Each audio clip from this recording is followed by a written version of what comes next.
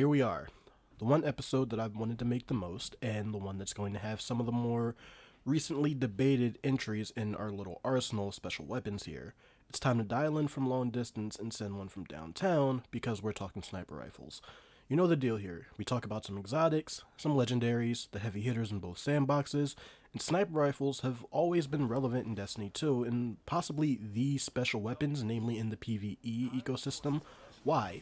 Well, it's simple really. Snipers are the go-to example of path of least resistance when it comes to in-game combat. We can deal damage from far away, and in most cases avoid taking damage ourselves. We gravitated towards snipers for this reason, along with most bosses having stomp mechanics, making shotguns more difficult to use. You don't have to worry about stomps if you're not close enough to get stomped. Other than the burden of needing to actually hit your shots, snipers were an easy and safe way to do a lot of damage, with one essentially becoming a Swiss Army knife for high-level in-game content. When it came to PvE, we were quite firmly in the damage from a distance meta, and with a new meta came a new gear check requirement. Izanagi's Burden from the Black Armory. Now what made this thing so good was its exotic perk, Honed Edge. It load Honed Edge up into a 4x multiplier, effectively consuming the other 3 bullets in the magazine to make one high damage super shot. Now, this got even better if you had the Catalyst, which turned Honed Edge into Peerless Edge and gave you an extra 20% damage on that shot. Now, I want to go off on a sidebar really quick and give some props to the team because I really like how they did this Catalyst. You acquired it from completing a heroic menagerie run with a fully masterwork chalice. That meant all 3 rune slots were available. All you needed to do was finish the run, get the catalyst, and then you get kills with the weapon to complete it. No weird perk management kills, just get the gun and slay out. You engage with current content, at least at the time, and you weren't really at the mercy of RNG like some of the other exotic catalysts. But even without it, this thing was still a beast and was part of one of the most effective PvE loadouts in Year 2, which was pretty much a double pinnacle loadout. Izanagi's, the Recluse, and Wendigo GL3. The Recluse, being a pinnacle SMG, came fully masterworked and made orbs on multi-kills, with its damage perk Master of Arms being activated by any kill from any weapon, including itself, and refreshing the buff. This became an easy feat. Now, those orbs powered up Wendigo, the Vanguard Pinnacle grenade launcher with the perk Explosive Light. This increased the blast radius and damage of each grenade upon picking up an orb up to times 6. Now this was the dominant combo inside of PvE for a long while, and for people who couldn't get Recluse, pretty much any Masterwork primary energy was good for making orbs. So why is this important? Well, remember that update in Season 9 that we talked about in the last episode that saw shotgun range nerf and fusion rifle range nerfed along with backup plan? This was the same update that nerfed grenade launcher damage and changed their archetype from aggressive to rapid fires, along with nerfing their damage to bosses and majors by 10%. This update also hit us with a straight 20% reduction in damage from sniper rifles to majors and boss enemies. Bungie really likes 20% as a value, but adaptive snipers had their precision multiplier reduced from 3.25 down to 2.95, and rapid fires had their base impact reduced from 100 down to 90. Bungie had nerfed snipers for exactly the reasons stated above. We were doing damage from a distance and they were very easy to use. Now the nerf itself was actually a rollback of the buff they'd got initially in Shadowkeep. The appeal of Izanagi's Burden was that you dealt massive amounts of burst damage with a special weapon. Izanagi's also received some perk changes. It lost Outlaw and instead gained No Distractions. They said No Distractions fit the design of the weapon better, which I can kind of understand, but Outlaw was removed since the speed of a Honed Edge reload was also affected by the reload speed stat, which Outlaw does affect. It was certainly a net nerf, but this didn't change its usefulness in in-game builds by much, as it would be paired with another exotic, Divinity, which came from a secret puzzle in the Garden of Salvation raid. Now, Divinity is an exotic trace rifle that creates a precision cage, so to speak. It's basically on a crit spot for the enemy you shoot it with, either if their crit spot's too small or too hard to hit, or if they just don't have one. And this allows you to deal precision damage to enemies that would be much harder to do normally. And it's also got overload rounds. Overload champions show up in plenty of in-game content like Nightfalls, and even in the newest raid, Deepstone Crypt, so you see where this is going. but we're going to have a whole episode dedicated to trace rifles later, so we'll revisit this. Izanagi's was the king of kinetic snipers, hand down. There were some solid legendary options, like Dread Adventure, a very nice aggressive frame, which is 72 RPM, that could roll with some great perks. In the adaptive family, we had Tranquility, which came from the moon, and the ever-present Long Shadow, which will still be viable in PvE up until Season 14. Generally speaking, your best perk options would be anything that increased damage capability, reload speed, and your magazine size. Firmly Planted was also a great option because it gave you a bonus disability, handling, and accuracy while crouched. Great roles involve things like Appended Mag, Field Prep, Outlaw, Rampage, or Triple Tap. The energy slot also had some great options for PvE as well, with perhaps the best farmable option coming in Season 9. Season 9, or Season of Dawn, brought us Trophy Hunter, which was initially available from the Season Pass and later the Obelisk bounties. This was an aggressive frame Void Sniper that became highly sought after for major and boss damage. The God roll of Trophy Hunter demonstrated why, consisting of Appended or Extended Mag, Triple Tap, and Vorpal Weapon. Aggressives typically have 3 in the mag per archetype, but Appended Mag gives you 4 shots, and with a backup mag mod, you've got 5. So Triple Tap returns 1 round to the magazine after 3 precision hits, meaning that you could get 6, maybe 7 shots out of 1 magazine if you hit all your shots. It's also worth mentioning that this is the only legendary aggressive available in the energy slot that can be used this season. Everything else has been sunset. Your other option is going to come in the form of another exotic named Borealis. Borealis, like Hardlight, shares an exotic perk called the Fundamentals, where you can change the elemental damage type by holding reload. Borealis is a solid pick in cases where something like Match Game is on, but most of the time if you're in a fire team you'll be coordinating who's running what element anyways, but still, this is a good option to have in your inventory, especially if you plan on soloing content, since exotics aren't going to be susceptible to sunsetting, as far as we know. So what about the rest of the fare in PvE? Well, almost any sniper was useful up until a certain point, again, sunsetting. But we did have some good legendary options that could get the job done. I was personally a fan of things like Elegy 49, Maestro 46, for obvious reasons, The Long Goodbye, which came from the Insight Terminus Nightfall, and Twilight Oath from the Dreaming City. Persuader was also a really solid choice, which came from Vanguard Engrams that you got from turning in tokens to Zavala. But Beyond Light has brought some new toys to play with in PvE, most notably Adored, this season's ritual weapon, aka Beloved 2.0. Now, I want to come back to this because it'll have some time to shine when we talk about PvP. Now, as far as the rest of the PvE picks, the big archetype this past season, in Season of Arrival, seems to be Rapid Fire Snipers. Just this past year, we saw the Solar Sniper Distant Tumulus return with random rolls and an updated power cap in Season 10. Despite having a rather weird and boxy scope, this thing's actually not bad in PvE if you can get used to the weird sights. Our most recent Season of Arrivals, or Season 11, did the same with Widow's Bite, another solar sniper in the rapid fire archetype that came back with random rolls. However, the big item in Season 11 was the return of the Iclos Sniper, now noted as the V1.0.2. with the same treatment of random rolls and an updated power cap, and you can farm this from Umbral Engrams. The Iclos Sniper is actually a very nice choice in PvE for a couple of reasons. It's great for clearing from a distance, as rapid fire snipers intrinsically have more rounds in the mag and in reserves, and it can roll with Seraph Rounds. Now, Seraph Rounds is a new perk found on the Iclos weapons that over-penetrates targets and bounces off hard surfaces. Basically, it's a combination of OG ricochet rounds and armor piercing rounds all in one, along with accurized rounds since you do get that hidden buff to range. It's very nice to have on a sniper, but I think the best thing about the Iclos Sniper is that by being a Seraph weapon, this can create Warmind cells. These are super useful and arguably the best combat utility mod in PvE. You can use them to deal additional damage, take less damage, suppress enemies, heal yourself and your teammates, the whole 9. I've personally been using the Iclos SR in core playlist activities like Strikes and occasionally Gambit, and in the new content like Empire Hunts. Speaking of Empire Hunts, that's how we get our most recent exotic sniper, another rapid fire frame, the Cloud Strike.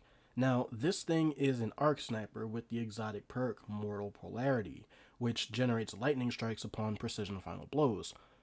Basically, it's Thunderlord as a sniper, which is actually really cool and surprisingly more useful than I'd imagine.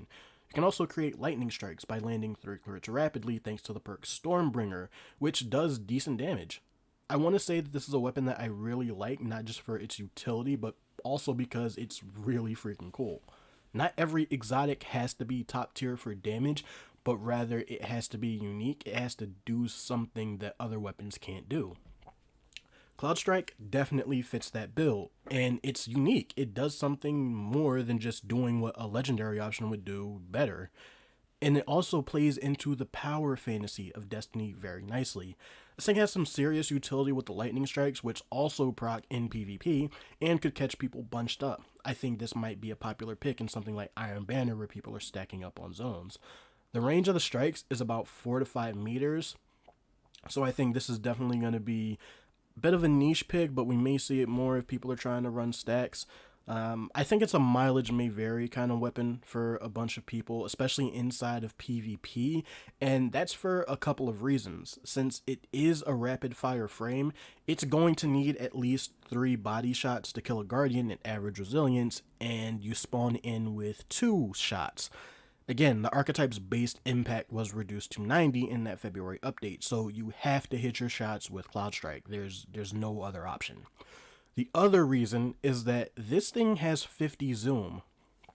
Now, we did just have an update to Sniper Rifle Aim Assist, where lower zoom scopes have less aim assists, and higher zoom scopes have more, but being able to see more of the battle while scoped in is definitely a plus that I don't think too many people will be willing to give up, especially not for a rapid fire sniper, and definitely not for one that takes up the exotic slot. Now, with how great exotic primaries are this season, that's why I don't think Cloud Strike will really take over as meta, given that we still have things like Ace of Spades and Thorn running the show.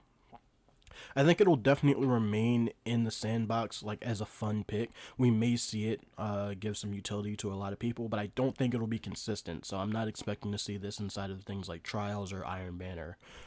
High zoom and rapid fire frames aren't what most of us look for when it comes to sniping in PvP.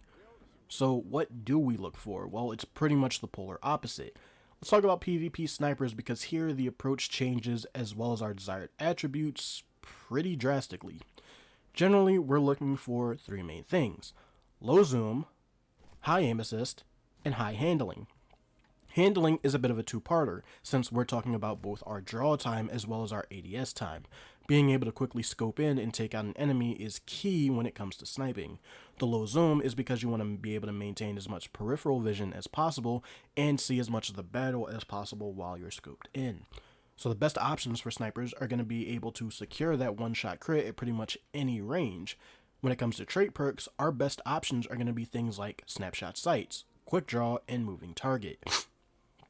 In the magazine column, most of the time you're looking for something to improve reload speed. Alloy, light, or tactical mag is preferred, and flared magwell is also a great choice. You can also go with accurized rounds if you wanted to add some range and potentially some additional aim assist. So what are the actual options for the guns? Well, despite clearly having some top contenders in the sandbox during years 2 and 3, I've seen a lot of variance in weapon usage during my time on both PS4 and PC. I also want to mention that there are rapid fire frames that perform well in PvP due to the archetype having generous aim assist values and coming with low zoom scopes. The most notable ones that come to mind are Twilight Oath from the Dreaming City, which has unfortunately been sunset, and the Supremacy. The Supremacy drops from the Last Wish raid, and thus isn't being sunset until next year. So if you want to choose a rapid fire to go with, I would highly suggest running the raid and trying to get yourself a drop. But PvP mainly belongs to the adaptive and aggressive frames, which are our 90 and 72 round per minute snipers respectively. Let's talk about the adaptives first, and these are often the most popular option in PvP for most people for a few reasons, namely accessibility and ease of use. You'll see plenty of adaptive frames in the Crucible, especially quick play where power double doesn't matter. For Void, there was Fate Cries Foul from the Crucible, and for Arc, there was The Long Goodbye from the Insight Terminus and Soul Survivor from Gambit Prime. All of these were solid options, but Season of Opulence arguably brought us the adaptive sniper in PvP. Straight out of the menagerie and dealing solar damage, Beloved was the new hot ticket, pun intended, and great for PvP considering its base stats and perk pool. 40 zoom, 60 aim assist, and an awesome perk pool. Beloved was probably my favorite sniper, not just for its performance, but for the look.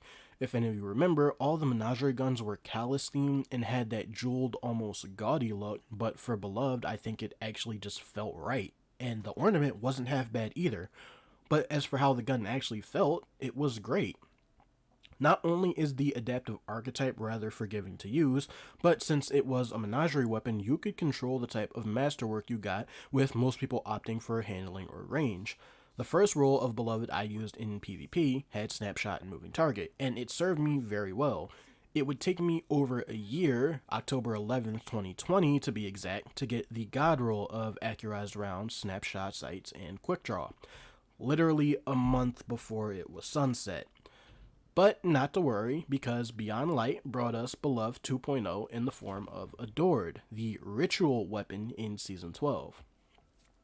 Now, we talked a bit about Adored in our Beyond Light early impressions, but it's literally just a reskin of Beloved. And you can get this in whichever core playlist you decide.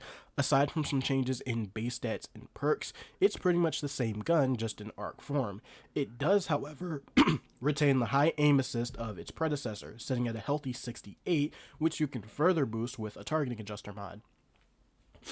Now, since this is a ritual weapon, it does have a fixed role, but you've got a set of PvE perks like Triple Tap and Vorpal, and PvP perks, Snapshot and Killing Wind. You could also use Vorpal in PvP, especially if you are fighting supers. This could be really useful for something like Trials. These are very nice options to have, and they all work quite well with each other. Adaptive snipers also have another great option in the kinetic slot, but this one is a Trials reward. Debuting in Season 10, the Eye of Soul, which was definitely designed with PvP in mind, given its reward source. This thing has great base stats, once again with a 68 aim assist and a zoom of only 45, but it can roll with pretty much every good perk for PvE and PvP. However, it can't roll with quick draw, but you can boost the handling either by getting a handling masterwork or rolling with two barrel options, fluted barrel or arrowhead break. It's actually not uncommon to see Eye of Soul used in PvE, since it can roll with things like field prep, Vorpal, and box breathing. And since it's a Trials weapon, it won't be sunset until Season 15. Now, this one isn't as common since it is a Trials reward, but it'll definitely show up here and there, especially if you are playing in some sweaty lobbies, regardless of if it's 3v3 or 6v6. So that's all of our adaptives. So all that's really left are our aggressive frame snipers. And one aggressive frame is probably coming to mind the moment I mention sniping in PvP. If you've played any kind of PvP in 2020, you've likely been killed by it. That's right, it's time to talk about our pal, the Revoker. Now, the Revoker is a ritual crucible weapon introduced in the Season of Opulence alongside Beloved. Beloved was great for PvP. Revoker was PvP. Honestly, the only reason to not use this thing was because you didn't have it. And once I got it, I definitely ran it inside of comp while I was working on other pinnacles and triumphs that I hadn't got. This thing, we don't even need to go into the breakdown of why it's good, but rather why the stats and the perks will just make you upset. So to start, aggressive frame snipers are often the best choice for straight up damage because they sit at 90 impact, but they usually have a higher zoom level to offset that. For example, Tatara Gaze from the Black Armory had great perks for PvP and occasionally showed up, but it was still a sniper with 50 zoom. Revoker, while retaining the archetype's base impact, sat at 35. 35 zoom on an aggressive frame sniper. As a ritual weapon, it's fully masterworked, and it comes with a handling masterwork. It also has snapshot. That's not even the worst part about the gun, or best, depending on which camp you're in. Revoker also has the perk Reversal of Fortune, where missing a shot returns a bullet to the magazine after a few seconds. You basically have guaranteed mulligan, but why is this significant other than just getting another shot? Well, Revoker messes with the ammo economy, so for the people who listen to how many shots their opponent takes before deciding if they can push or rotate, this is hell. Consider that in PvP, everyone spawns with 2 ammo for a special weapon if they have one equipped, and this is just by default. We aren't talking about whatever's picked up that utilize scavenger perks after kills, yada yada. Considering that snipers and team sharding are incredibly strong in 3v3 game modes because fights are usually won with special engagements in 1 to 2 shots rather than primary duels, it's about being able to get that pick and flood and collapse on an enemy strat off as best as you can. Revoker ran Roughshod in PvP as a whole in all 3 main modes, and will likely still run Roughshod in quick play and maybe comp. Now, thanks to sunsetting, it's not going to be a thing inside of Trials or Iron Banner, but this doesn't mean you don't have any options. If you want an aggressive sniper that's available for Trials, then you'll have to hit up Iron Banner and get yourself a Bite of the Fox. Now, Bite is definitely more PvP friendly as it has a base zoom of 43, which is much more palatable than the 50 of something like Tatara Gaze, but not as egregiously low for the archetype like Revoker's 35. However, I want to be clear, Bite's reticle may not be everyone's cup of tea, and like always, I'd highly advise you to take some time and get used to it if you want to pick it up. And if for whatever reason I need to snipe in Iron Banner, this is definitely going to be my pick, as I've got a pretty great role with Snapshot, Moving Target, and a Handling Masterwork. I also want to say right now that range influences your aim assist, so if I get one with a range Masterwork, I'll definitely be doing some testing. If you want something in the energy slot, however, your only option really is going to be Borealis. I can't recommend Trophy Hunter at all for PvP. You could make it work, but with the high zoom of the weapon, you're likely going to struggle and there are better options. Borealis, however, sits at 45 zoom, which is definitely something to get used to, but it's an exotic and therefore you won't have to worry about it being sunset. Now, the reason why I say if I need to snipe is that, just by being completely honest, I don't snipe in PvP much and I don't necessarily like to. I made this video from the perspective of someone who wants to talk about guns because I like guns.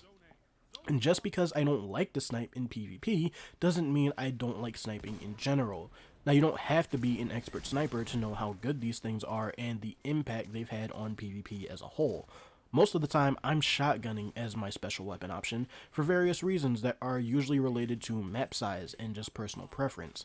I have made attempts at getting as many of these top tier snipers as I could in order to do this video and make sure I not only spoke on community reaction, but personal experience.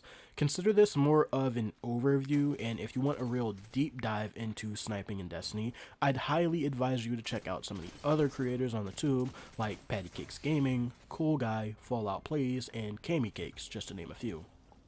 In PvE, however, it's a different story. A sniper rifle is almost always present in my inventory in either slot because I like being able to deal damage from a relatively safe distance, more often than not. I've also been in love with the power fantasy of a sniper rifle ever since I can remember picking up a controller. Using one in-game just feels great, and I think Destiny excels at that, really capturing the feel of a weapon and having the gunplay not only be enjoyable but rewarding. That's definitely mileage may vary for some folks though, but I think Destiny does sniping as a whole very well, even with the damage nerfs inside of PvE being a little bit much in my opinion. As usual, this is a video about special weapons, and thus, Darcy and Whisper were noticeably absent due to being heavies. But if that's something you're interested in, let me know and we can make that video happen. As always, thank you all so much for watching. Your support really does mean the world to me. Wherever you're watching this from, be safe, be excellent, and I'll see you in the next one. Peace and Ovaltine out.